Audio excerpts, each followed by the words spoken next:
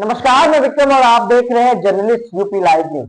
देश दुनिया की तमाम बड़ी खबरों को देखने के लिए हमारे चैनल को तुरंत सब्सक्राइब करें और कमेंट बॉक्स में अपनी अमूल्य राय जरूर दें। आइए आपको दिखाते हैं इस वक्त की सबसे बड़ी खबर। समाजवादी पार्टी ने प्रेस कॉन्फ्रेंस का आयोजन किया। इस मौके पर अखिलेश यादव जमकर भाजपा सरकार और बसपा पर भड़के। एक और उत्तर प्रदेश मैं सभी प्रेस के साथियों का बहुत बहुत धन्यवाद और साथ ही में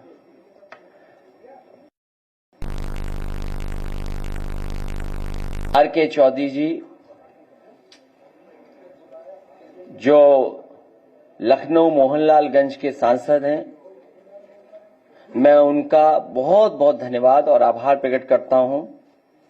साथ ही में उनके सहयोगी साथी और समाजवादी पार्टी के कई प्रकोष्ठ के अध्यक्ष और प्रकोष्ठ के पदाधिकारी जिन्होंने आज मान्यवर काशीराम जी को याद करने के लिए एक कार्यक्रम इस ऑडिटोरियम में, राम मनोहर लोहिया ऑडिटोरियम में कराने का काम किया। मैं उनका बहुत बहुत धन्यवाद देता हूं।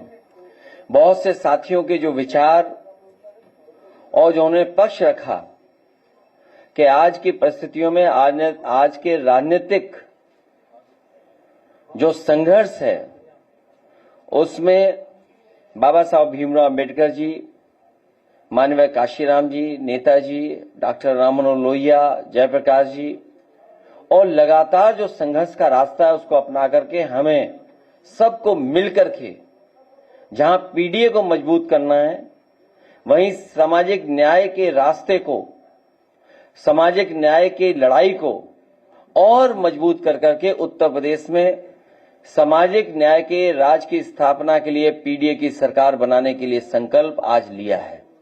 और हमें पूरा भरोसा है कि इसी तरीके से लगातार हम लोग काम करते रहेंगे, अपनी भाषा, अपना व्यवहार और लोगों को जोड़ते रहेंगे, तो उत्तर प्रदेश में समाजवादी पार्टी और इंडिया गठबंधन की आने वाले समय में सरकार होगी।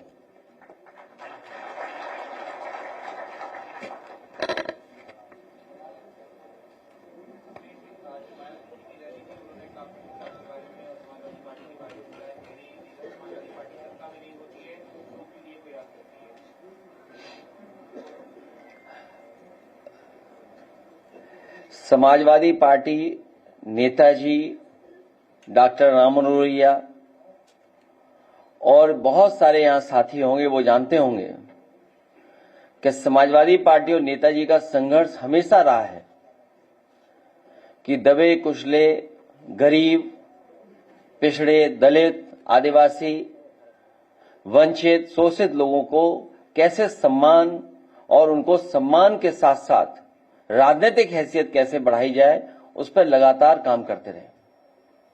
रायबरेली में जो है वाल्मीकि की हत्या कर दी गई सर। और हमारे साथी जानते होंगे कि मान्यवर काशीराम जी को इटावा से सांसद बनाने के लिए समाजवादी पार्टी, नेताजी और हम सबका, और यहां पर बहुत सारे साथी बैठे हैं, इनका सहयोग रहा।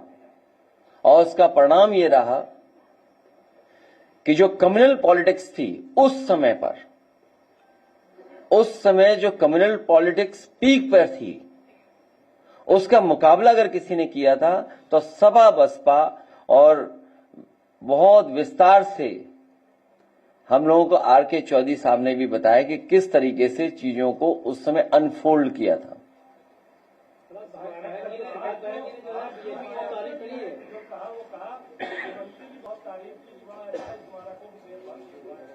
तो इसका मतलब यह है कि अंदरूनी सांठगांठ अभी जारी है।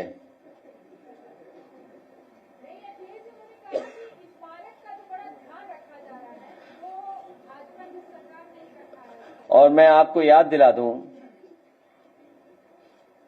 उनके अलावा अगर प्रतिमा किसी ने उनकी खुद की लगाई तो मैंने लगवाई। और हालांकि on the floor of house,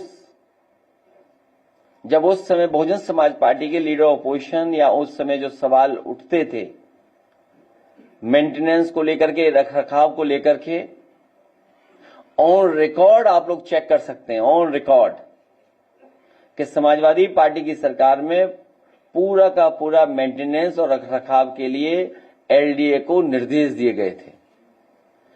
और यहां तक जब एक दिन मैंने देखा, जब मैं एयरपोर्ट जा रहा था, कि यहां पर खजूर के पेड़ सूख गए हैं। जो खजूर के पेड़ लगे थे बाउंड्री पर और अंदर वो सूख रहे हैं, और कई पेड़ सूख गए हैं उसके अंदर। तो उन पेड़ों को बदल करके अच्छे पेड़ों को लगाने का काम, जिसमें वाशिंगटोनिया और एक पेड़ क्रोसिया, आप देख लेना, जब आप राइट टर्न मारेंगे एयरपोर्ट के लिए तो राइट टर्न पर सभी पेड़ खजूर के सूख गए थे। जितने पेड़ लगे वो क्रोसिया के लगे, और जहां जहां पेड़ सूख गए थे वहां क्रोसिया के लगे होंगे, और अभी फ्लावरिंग देख रहे होंगे, या फिर हो सकता है 15-20 दिन बाद आप उन पेड़ों पर फ्लावरिंग देखेंगे। और वो ऐसे ट्रीज हैं कि पत्तियां गिर जाती हैं और केवल फूल रह जाते हैं। और सदन में on the floor of house मैंने कहा था कि उनके फूलों का रंग भी पिंक है। तो मेंटेनेंस के साथ साथ पेड़ों का रखरखाव, और अगर पूरा आज चारों तरफ देखोगे, मूलश्री के पेड़ लगाना, कैजरोनिया का पेड़ लगाना, कचनार के पेड़ लगाना, उसके अंदर कचनार के पेड़ लगे हैं, क्रोसिया के पेड़ लगवाए, मूलश्री के और पेड़ बढ़वा दिए, जो पीपल सूख गए थे उनको और लगवा दिया। सच्चाई तो यह है, पत्थरों का रंग आज भी अगर आप देखोगे, अगर भारतीय जनता पार्टी ने सही तरीके से रखरखाव किया होता तो पत्थरों का रंग काला नहीं होता। आज देख करके आइए, पत्थरों का रंग काला है। तो ये कौन सा मेंटेनेंस कर रहे थे, ये कौन सा रखरखाव कर रहे हैं भारतीय जनता पार्टी के लोग? और भारतीय जनता पार्टी के लोगों की हो सकता है सांठगांठ होगी, इसको भी बेच दें। देख लीजिएगा आप, लखनऊ की कीमती जमीनें भारतीय जनता पार्टी बेचने का प्रयास करेगी।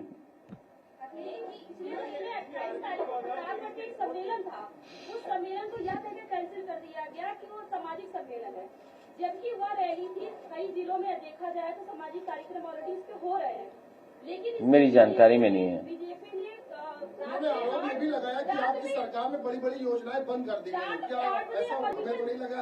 रात में 8 बजे कह के परमिशन कैंसिल कर दिया कि सामाजिक कार्यक्रम नहीं किया जाएगा। किसी बीजेपी नेता ने इस पर उंगली की थी। उस पर आप क्या कहते हैं? ऐसा नहीं बीजेपी गुलाम बनाना चाह रही है?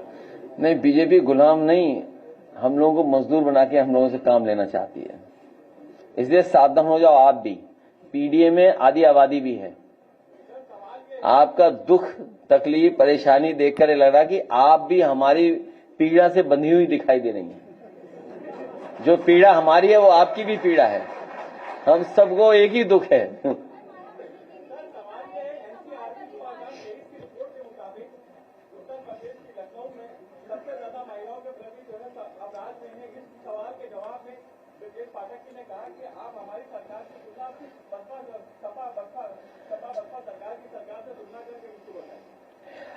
भारतीय जनता पार्टी झूठे मुकदमों का वर्ल्ड रिकॉर्ड बनाना चाहती है और झूठ बोलने में नंबर 1 है। एनसीआरबी के आंकड़े जो बताते हैं, जहां महिलाएं, बेटियां और कम उम्र की बच्ची सबसे ज्यादा असुरक्षित कहीं है तो उत्तर प्रदेश में है। और ये हमारा आपका डेटा नहीं है, ये एनसीआरबी का डेटा है। और इसके साथ साथ सबसे ज्यादा अन्याय अगर कहीं बढ़ा है, कहीं हो रहा है दलितों पर, तो वो उत्तर प्रदेश में हो रहा है। ये भी एनसीआरबी का आंकड़ा बता रहा है।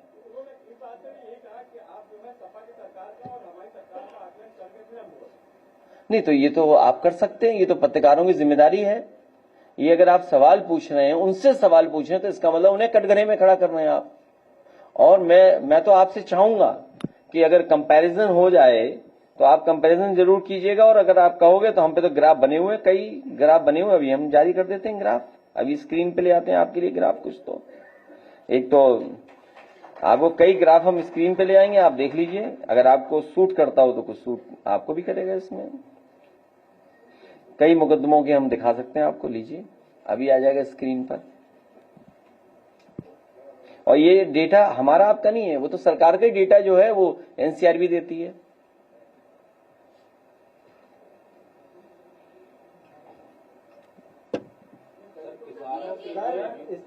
बात हो रही, स्मारकों की बात हो रही, तो जनेश्वर मिश्रा पार्क का इस वक्त जो स्थिति है उसका कुछ कहेंगे आप?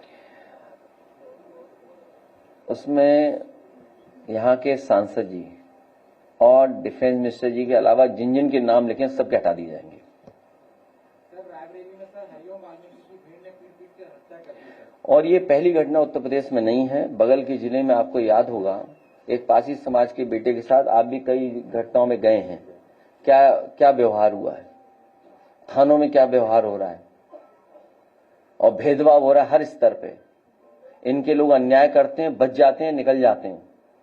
और बगल के जिले में हमारा डेलीगेशन गया, ये जो वाल्मीकि बेटे के जो घटना हुई है वाल्मीकि और फतेहपुर का जो है, सबसे पहले समाजवादी मीडिया सेल ने इस बात को उठाया। हमारे लोग पहुंच गए और हमने उनसे कहा कि जरूर जाना इस परिवार से। और ये एक घटना नहीं, उत्तर प्रदेश में लगातार इस तरह की घटनाएं बढ़ रही हैं। थानों में भेदभाव है, थानों की पोस्टिंग में भेदभाव है। जब पीडीए का ग्राफ हम लोग जारी करते थे तो ये ऑनलाइन जो नाम होते थे उनको हटा देते थे और कहते हैं कि डेटा गलत दे रहा हूं मैं, क्योंकि पीडीए के लोग वहां नहीं हैं, इसलिए पीडीए के लोगों पे ही अन्याय हो रहा है। वो जाए कहां अपनी बात कहने। सर लखनऊ में एक बहुत बड़ी घटना हुई है, पिता समेत 3 बेटों की हत्या कर दी गई, चाहे वो कानपुर में कल ब्लास्ट हुआ, फतेहपुर में हुआ, लखनऊ के MIT कॉलेज के पास पिता समेत 3 लोगों की हत्या कर दी गई और उसमें कार्यवाही। तो लॉ एंड ऑर्डर बहुत अच्छा है, देखिए कितना अच्छा लॉ एंड ऑर्डर है। सर बरेली की घटना पर क्या आपकी नजर है सर? क्योंकि कल आपको बरेली उतरना था, वो तमाम चीजें विवाद में रही, आपका वो मुझे उसको नहीं जाने दिया। न केवल डेलीगेशन, न मुझे जाने दे रहे थे वो, और आप लोग भी जानते होंगे और हमारे ऑफिस के कई कर्मचारी और कई हमारे साथ जो ऑफिस को देखते हैं वो लोग जानते होंगे, और पॉलिटिकल लोग बरेली के जानते हैं। सरकार और अधिकारी इस प्रयास में थे कि मैं जाऊं ही नहीं, बरेली न उतरूं, बाई रोड न जाऊं, रामपुर भी न पहुंच पाऊं। बहुत झगड़ा करने के बाद, बहुत अपनी बात को मनवाने के लिए या उनकी बातों को मानने के लिए कितनी बातचीत की होगी उन्होंने, तब जाकर के रास्ता निकला। और सच्चाई ये है कि बरेली का जो कुछ हुआ है बरेली में, उसमें एडमिनिस्ट्रेशन का फेलियर है, सरकार का फेलियर है। अगर लखनऊ में घटना हो रही है और 3 लोग मर रहे हैं, आखिर एडमिनिस्ट्रेशन क्या कर रहा है, पुलिस क्या कर रही है? जब पहले से ऐलान है कोई सी बात को अपना ज्ञापन देना चाहते हैं, तो आखिरकार सरकार क्या करी, एडमिनिस्ट्रेशन क्या कर रहा है? एडमिनिस्ट्रेशन ने जानबूझ करके ये कराया, और इसलिए कराया कि जिससे कि उन्हें पॉलिटिकल लाभ मिल सके। ये वही लोग हैं जो जगह जगह रह करके भारतीय जनता पार्टी को पॉलिटिकली मदद करते रहे। याद कीजिए, ये जिलाधिकारी वही है जब मंच से मुझे कहना पड़ा था कि अगर चुनाव को हराने जिताने के लिए आपको अधिकारियों के माध्यम से, पोस्टिंग के माध्यम से BLO कौन होगा, प्रिसाइडिंग ऑफिसर कौन होगा, कहां पुलिस जाएगी, किसके यहां छापा मारेगी, हमने कहा तुम्हें इतना ही शौक है पॉलिटिकल इन्वॉल्वमेंट का, तो क्यों नहीं आप भी चुनाव लड़ लेते हो। इन्होंने कटेहरी विधानसभा हराई थी क्योंकि अंबेडकर नगर छोटा जिला है, अधिकारी बड़ा जिला चाहते हैं। कटेहरी विधानसभा के जिताने के लिए उन जिलाधिकारी महोदय को बड़ा जिला बरेली मिला है। अब बड़ा जिला मिलने का मतलब आप समझते होंगे। और ये घटना जो बरेली की है, ये है कानपुर में अखिलेश दुबे की घटना को छिपाने के लिए। रोशनी की रात को, बराफात को, वहां पर वो लोग या जो भी रहते थे समाज के, सेवा करते थे, धार्मिक, हमेशा सेवा हुई है। कोई पहली बार सेवा नहीं हो रही थी, पहली बार इस तरह का कार्यक्रम नहीं हो रहा था। लेकिन एडमिनिस्ट्रेशन को ये बात बदलनी थी उन्हें, क्योंकि अखिलेश दुबे पे बहस नहीं हो, क्योंकि 100 उसमें पुलिस के अधिकारी चले जाएंगे। उसमें सुनने में आया है बड़े बड़े लोगों का झगड़ा है, जो टॉप मोस्ट ऑफिसर्स हैं उनमें झगड़ा है, उनमें आपस में है कसाकसी, क्या बोलेंगे आप, खींचतान, आपस में साजिश है, कौन नीचे हो जाए, कौन पोस्टिंग से बाहर चला जाए, किसको दिल्ली जाना है। सोचिए आप लोग बात ही नहीं पकड़ रहे हो। सरकार ने अपनी नाकामी छिपाने के लिए, अपना करप्शन छिपाने के लिए, अब बरेली में तो बुलडोजर चल रहा है। एक लेखपाल का पता लगा 100 करोड़ कमा लिए उसने, एक लेखपाल। तो सोचो वो 100 अधिकारी जो कर्मचारी पुलिस के रहे होंगे, उन कड़ियों में उन लोगों ने कितना कमाया होगा। जो जीरो करप्शन बोलने वाले, जीरो टॉलरेंस बोलने वाले, आखिरकार अखिलेश दुबे क्यों बचा रहे हैं? बुलडोजर क्यों नहीं चल रहा? जो बरेली में बुलडोजर चल रहा है वो केवल ये चल रहा है कि समाजवादी पार्टी का कौन है, इसमें गरीब कौन है, मुसलमान कौन है, केवल उनकी सूची बनाई जा रही है। पूरे बरेली में भारतीय जनता पार्टी के लोगों के इल्लीगल बिल्डिंग बने हुए हैं, इल्लीगल सूची है, डेवलपमेंट अथॉरिटी पर सूची है, लेकिन वहां के जिलाधिकारी उन पर नहीं चलवाएंगे बुलडोजर। उन पे चलवाएंगे कैसे? सुनने में आया था, हमने तो अखबार में पढ़ा था, एक कोई बड़ा उद्योगपति थे, उन पर जीएसटी चोरी का 100 करोड़ का आरोप लगा था बरेली में, 100 करोड़ का लगभग। आपको पूछना चाहिए कि भाई जीएसटी का चोरी का या जीएसटी का कोई हिसाब किताब गलत में या कुछ बना था, आरोप लगा था, सुनने का आरोप खत्म हो गया, सब मामला रफा दफा हो गया। मंत्री दिनेश प्रताप सिंह ये भी रिपोर्ट है सर कि जो कि सरकार के में तारीफ किया गया उसके बाद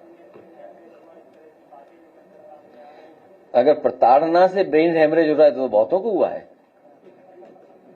तो कुछ को होने वाला होगा। ऐसा नहीं उनका स्वास्थ्य अच्छा हो, कभी भी किसी के स्वास्थ्य को लेकर के हम लोगों को कोई बात नहीं कहनी है। स्वास्थ्य उनका अच्छा हो।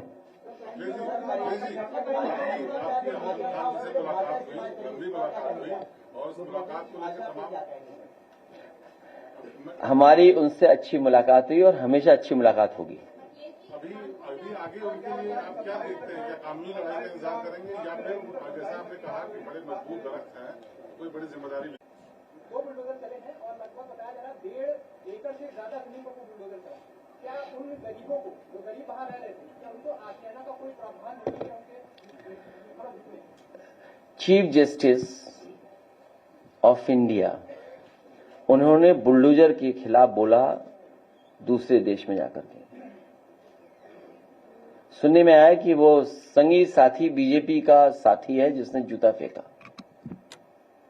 बुलडोजर संस्कृति के खिलाफ है हम लोग, और गरीब के ऊपर बुलडोजर है उसके पूरा खिलाफ है।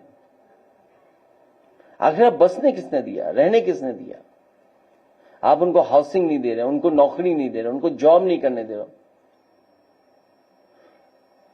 और याद होगा आपको, गोमती के किनारे और जहां नाला जुड़ता था कुकरेल, ये पहली सरकार है जो नाले पे रिवर फ्रंट बना रही थी। उनको बेघर किया, क्या मिला? क्या मिला उनको? ये गरीबों के खिलाफ सरकार है। सर, बरेली में छोटे बच्चों को जो पुलिस अरेस्ट कर रही है, बहुत सारे घर वालों का आरोप है कि वो उस घटना में थे भी नहीं, लेकिन उनको भी उठा रही है पुलिस। समाजवादी पार्टी ने कहा है कि झूठे मुकदमे ना लगें, उनके साथ अन्याय न हो, और सरकार अपना पॉलिटिकल स्वार्थ वहां है उनका, अन्याय इसलिए कर रहे हैं जिससे पॉलिटिकल लाभ ले सकें। ये पूरा एडमिनिस्ट्रेशन का फेलियर है।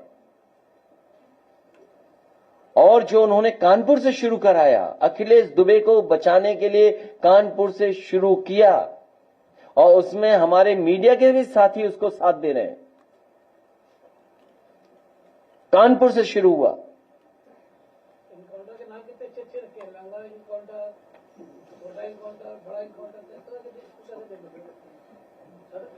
लखनऊ के सुगामो क्षेत्र में एक मुलायम सिंह यादव जी की प्रतिमा लगी थी, इसका अनावरण होना था 30 तारीख को, मगर वो किसी कारणवश नहीं हो पाया और वहां से 5000 कोई बात नहीं, कोई बात नहीं, ये तो कोई कारण बताया होगा सरकार ने, अधिकारियों ने। कफ सिरप से 2 राज्यों में सबसे ज्यादा मौतें हो चुकी हैं। यूपी में भी छापेमारी चल रही, लेकिन देखा जाए तो लगातार बीमारियां बढ़ रही, लगातार लोग कैंसर से पीड़ित हो रहे हैं। उस पर कोई नहीं ध्यान दे रहा, इस पर क्या कहना चाहेंगे आप? तो जिस संस्था को कफ सिरप को लेकर के प्रमाण पत्र देना था, क्या केमिकल ज्यादा या नहीं जुड़ना उसमें मिक्स होना था, आखिर क्या किया उन्होंने? वो इंस्टीट्यूशंस क्या कर रही हैं? 21 से ज्यादा लोगों की जान चली गई वहां।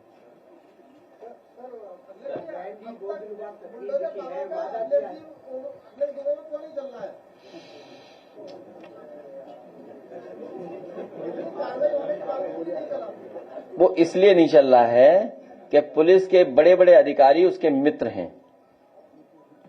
बुलडोजर इसलिए नहीं चल रहा है कि उसके मित्र बड़े बड़े पुलिस अधिकारी हैं और कानपुर के लोग सूचना दे रहे हैं कि 100 पुलिस अधिकारी फंस जाएंगे छोटे बड़े मिलकर के। जब लेखपाल पे ही 100 करोड़ निकले हैं तो सोचिए पुलिस के लोगों पे कितना होगा माल।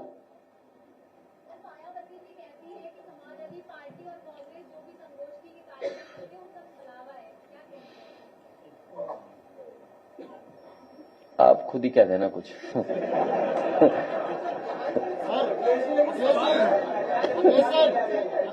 आरक्षण को लेकर मायावती ने कहा है कि सपा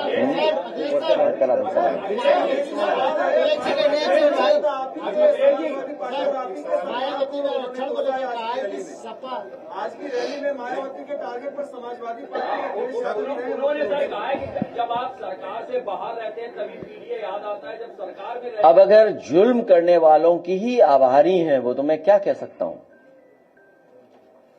जुल्म जो सरकार कर रही है उनके ही आभारी हो रही है, बताइए। तो ये सांठगांठ नहीं है तो क्या है सांठ? मैंने तो आपको पेड़ के नाम भी बताए। बीजेपी वाले बता दें पेड़ के नाम, कौन से पेड़ लगाए। और यहां पर ये चौराया, ये आपका ये ताजमहल, वो सॉरी होटल ताज के पास 1090 के बाद जब आप परिवर्तन चौराया,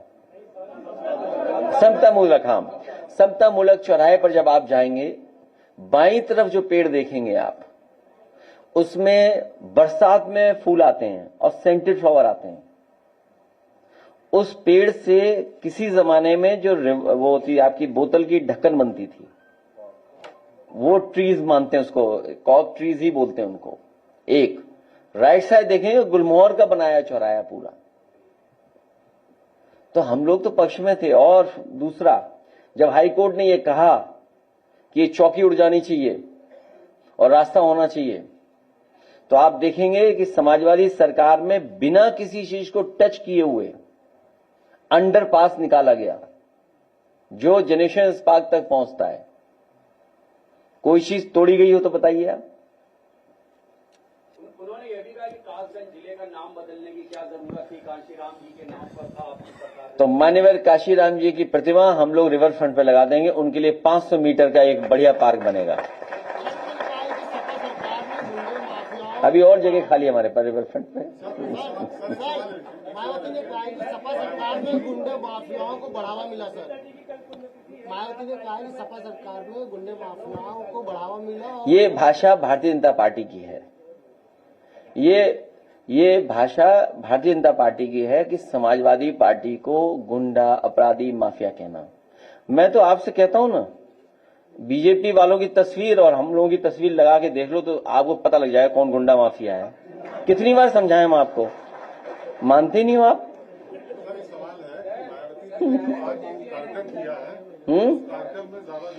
कोई ले जाएगा तो जाएंगे, नहीं अगर वो नहीं। देखिए क्या है ये, अब देखिए पॉलिटिकल कैरेक्टर क्या है इनका, भारतीय जनता पार्टी का। इनका पॉलिटिकल कैरेक्टर क्या है?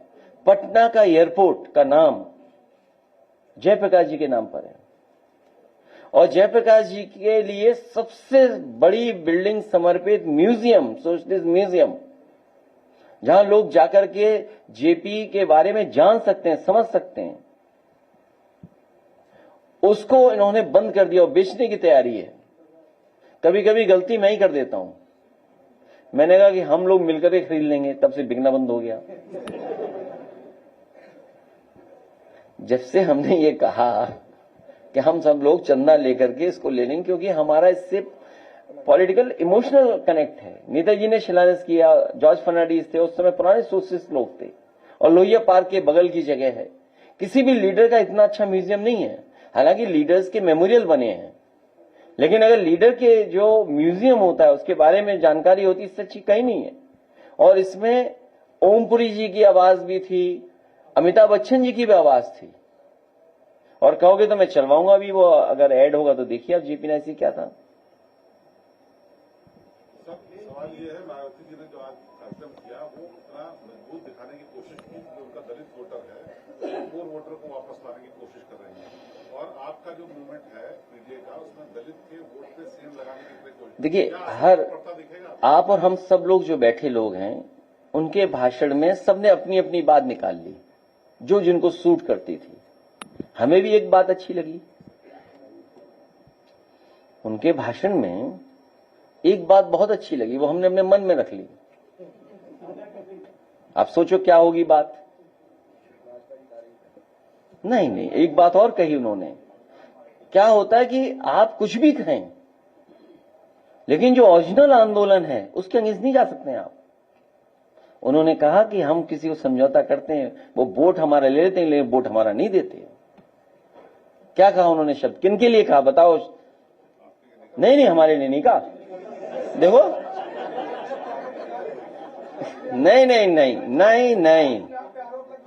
नहीं, हम पे आरोप नहीं लगा। वो फिर सुनिए आप भाषण। पिछली बार उन्होंने यही कहा था कि सीटें नहीं, पिछली बार देखिए गलत बात। समाजवादी पार्टी के 5 सांसद जीते, उनके 10 जीते, तो देखिए उनके भाषण से भी हमने कुछ सीखा है। अब अगर आप पूछो क्या भाषण दिया उन्होंने, क्या कहा कि कुछ लोग हमारा वोट ले लेते हैं लेकिन अपना वोट नहीं देते हैं। नहीं, आप समझे ही नहीं बात को। फिर सुनो भाषण। पत्रकार बनते हो लेकिन भाषण नहीं सुनते हो। क्यों इतने बड़े पत्रकार मत बनो यार, जो भाषण भी नहीं सुना तुमने। तो कहीं सुनिए दोबारा, अगर यूट्यूब पे हो दोबारा लगाइए वो लाइन, किसके लिए कहा जा रहा है बताइए। जब भी गठबंधन हम अन्य पार्टियों से करते हैं, अकेले चुनाव नहीं लड़ते हैं। नहीं, जिनको वोट हम देते हैं वो देते ही नहीं वोट हमें। हाँ, ये इसने सुना है, देखिए तुम सुने ही नहीं। नहीं, ट्विस्ट नहीं किया मैंने, फिर सुन लो। अखिलेश जी, ये माना जाए कि नेताओं का गठबंधन हो जाता है, कार्यकर्ताओं और वोटर्स का नहीं हो पाता है। अगर ऐसा है तो फिर इंडिया गठबंधन के लिए भी हो सकती है समस्या। नंबर 3 पे कौन सा, नंबर 2 पे दल कौन सा है? बीजेपी। लोकसभा के चुनाव में कौन है नंबर 2 पे? हारे नहीं हारे, और प्रधानमंत्री जी वोट से हारे। पहले कितने वोट से जीते थे, और इस बार कितने से जीते? तो कितने लाख वोटों से प्रधानमंत्री जी हार गए बताइए। हाँ, रविदास जीत गए होते। ये थोड़ा तेज चलते रहते, ये चलते रहे। मैंने से कहा आप चलते रहना, धीरे धीरे चलते रहिए। थोड़ा तेज चलते तो जीत गए होते।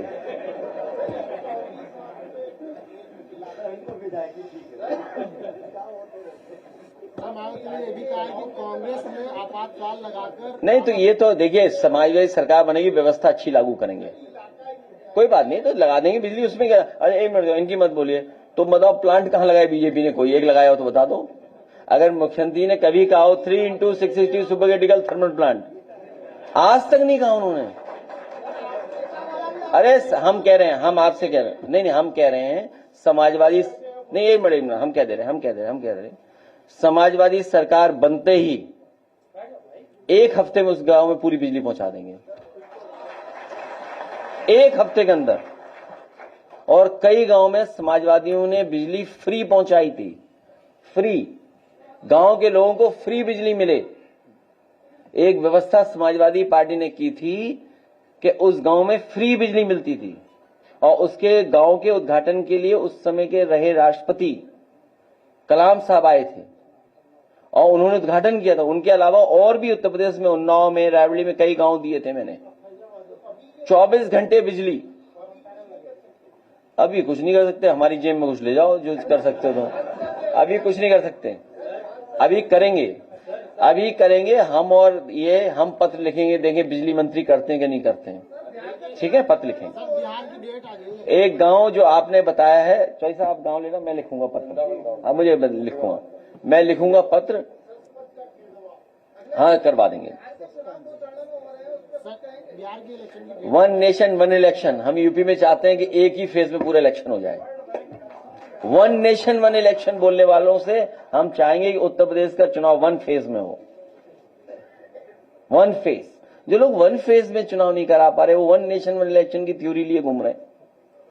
चुनाव आयुक्त से वो था 10 दिन पहले आप वोट में नाम नहीं है तो लिस्ट में चढ़वा सकते हैं, तो वो तो आखिरी दिन तक लिखवा सकते हैं नाम, जब तक नॉमिनेशन के तक ना, नहीं रूल्स है ना, आखिरी तक, हाँ आखिरी तक। सर, किसानों को लेकर के सवाल है कि गन्ना प्राइस सत्र आने वाला, पिछले साल भी गन्ना का मूल्य नहीं बढ़ा था, इस बार क्या उम्मीद है? और सर बुआई का सत्र भी आने वाला है, इसमें गेहूं और मसूर सरसों बोया जाएगा। खाद की उपलब्धता पे पिछले धान की बुआई में जिस तरीके से मार पड़ी थी पूरे उत्तर प्रदेश में, आपने भी कई वीडियो शेयर किए थे, खाद की उपलब्धता को देख रहे हैं, डीएपी यूरिया और डीएपी। भारतीय जनता पार्टी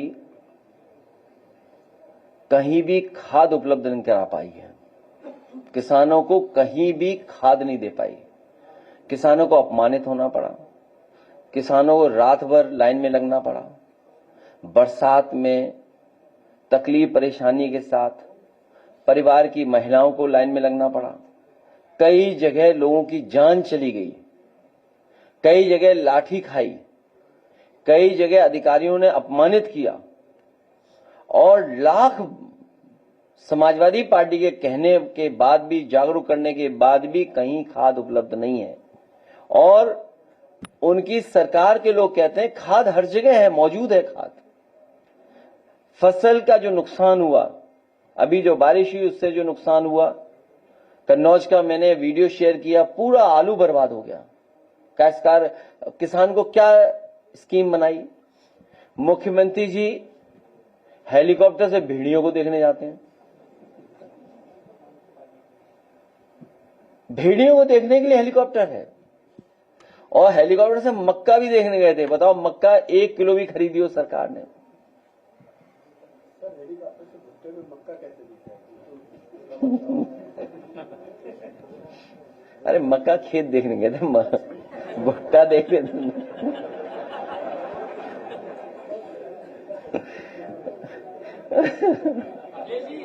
इनको ऐसा है ना, एक काम करो ना, इनके लिए भी इलाज है।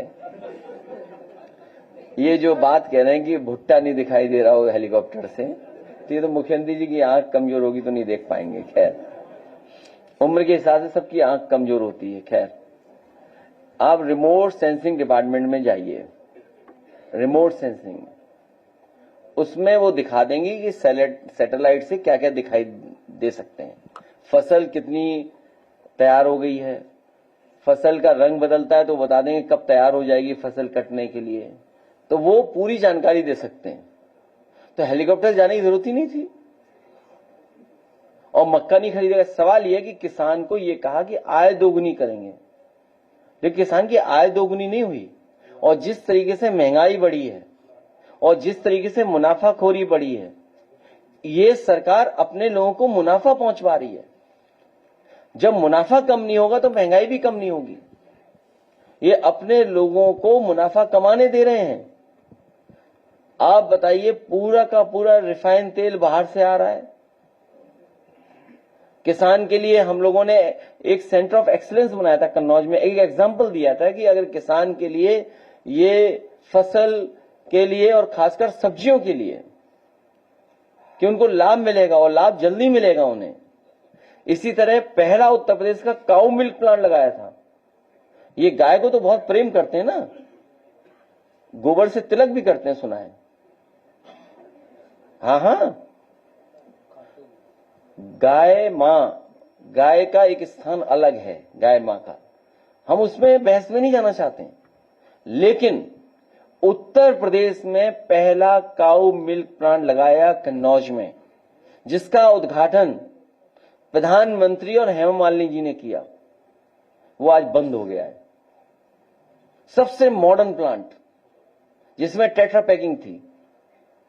तो सोचिए, समाजवादी पार्टी के सरकार में जो जो काम किसानों के लिए हुए थे, मंडियां बंद कर दी, किसान बाजार बंद कर दिए।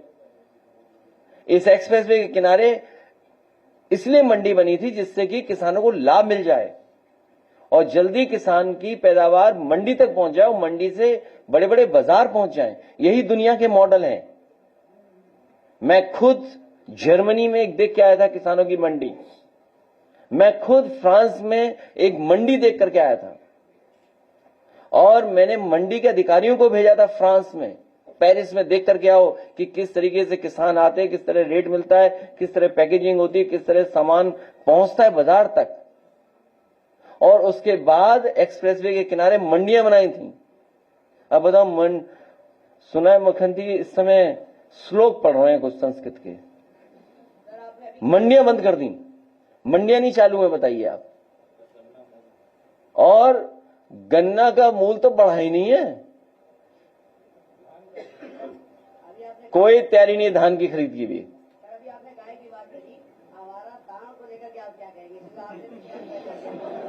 तुम्हारा कुछ नहीं है, सांड देख ही नहीं पाएगा, तुम इतने छोटे हो।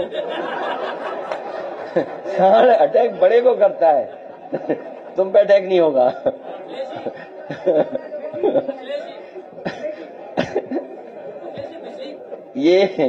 ये हमारा पत्रकार साथी ने सही सवाल पूछा है। उत्तर प्रदेश में हजारों लोगों की जान गई है, हजारों लोगों की जान जा चुकी है और मुख्यमंत्री कार्यालय के भी कुछ लोगों की जान गई है इन्हीं जानवर से टकराने से।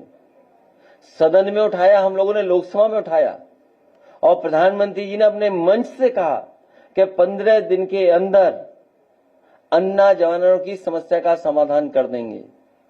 अब वो बात बन ही नहीं रही है लखनऊ दिल्ली में। लखनऊ वाले मानते नहीं किसी की बात, वो भी वैसे ही हैं बिल्कुल। लखनऊ वाले भी बात नहीं मान रहे, तुम्हारी वाली बात है।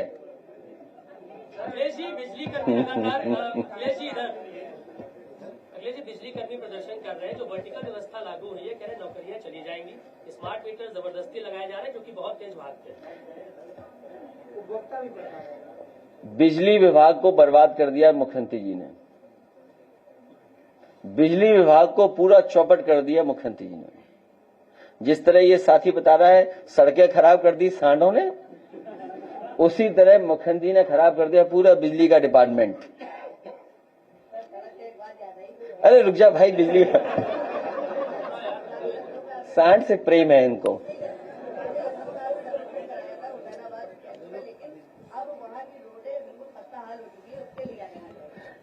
अभी रुक जा। तो ये जो बिजली विभाग है ये सबसे महत्वपूर्ण विभाग है, उत्तर प्रदेश का आम जनमानस से जुड़ा हुआ विभाग है। बिजली सस्ती होती, बिजली 24 घंटे मिलती, बिजली की व्यवस्था अच्छी चलती। ये मीटर जो तेज भाग रहे हैं उनका जो मानक है उसके हिसाब से मीटर लगते, लेकिन सुनने में आ रहा है कि मीटरों को भी जिससे खरीदा गया उसे ऑबलाइज किया जा रहा है।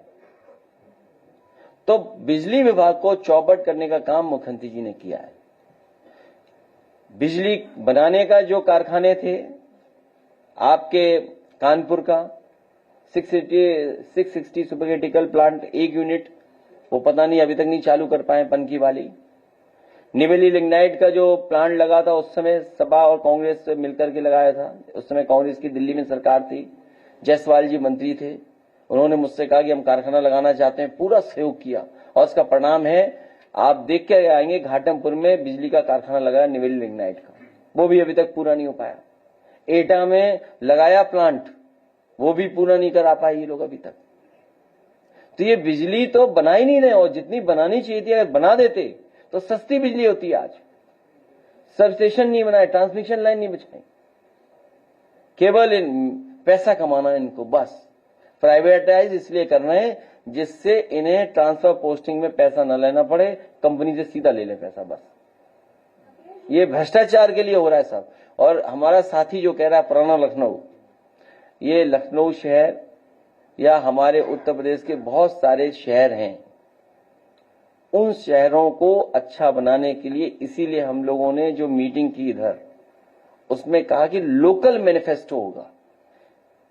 एक स्टेट लेवल पर तो हम लोग अपनी बात रखेंगे इंफ्रास्ट्रक्चर की है और चीजों की, लेकिन लोकल मैनिफेस्टो भी बनाएंगे जिससे वहां का कारोबार बढ़ सके और वहां का शहर का इंफ्रास्ट्रक्चर अच्छा हो जाए। ये जो जगह का नाम ले रहे हैं, जो घंटाघर के आसपास का इलाका और लखनऊ और भी अच्छा बन जाता। समाजवादियों की सरकार रही होती तो रिवर फ्रंट में भी बहुत अच्छी चीजें हो रही होती, उसको भी अच्छा बनाते। और ये जो पुराना हेरिटेज एरिया हमारा डेवलपमेंट टूरिज्म के लिए, इसमें सुनने में आया कि 10 बजे के बाद तो बहुत भीड़ होती है। अब रेस्टोरेंट चालू हो गए हैं, लाइटें तो इसलिए बंद कर दी है कि समाजवादियों को काम न दिखाई दे।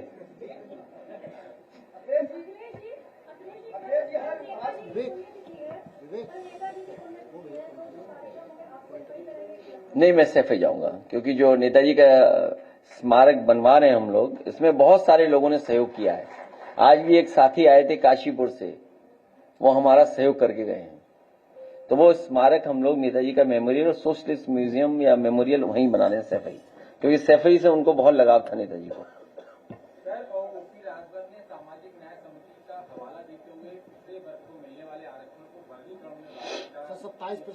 अरे यार, क्यों तुम उनका सवाल पूछते हो? उनसे कहो इस्तीफा दो, सब विधायक यहाँ ले आओ, अपने आप हो जाएगा सब कुछ। काय को दिमाग लगाना उसमें? क्यों दिमाग लगाना? उनसे कहिए कि खुद, तो वो मैंने सॉल्यूशन दिया ना, उनसे आप कहना कि आप अपने सब साथियों को पकड़िए और एक दूसरे साथी को और लीजिए, सब सरकार से हटिए। आज कह दें सरकार से हट रहे हैं तो कल कुछ सॉल्यूशन निकल आएगा।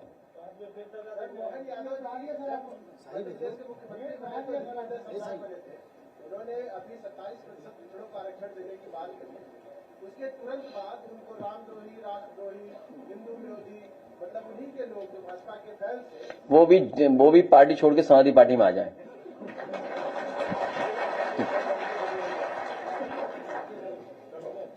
चलिए, बहुत धन्यवाद।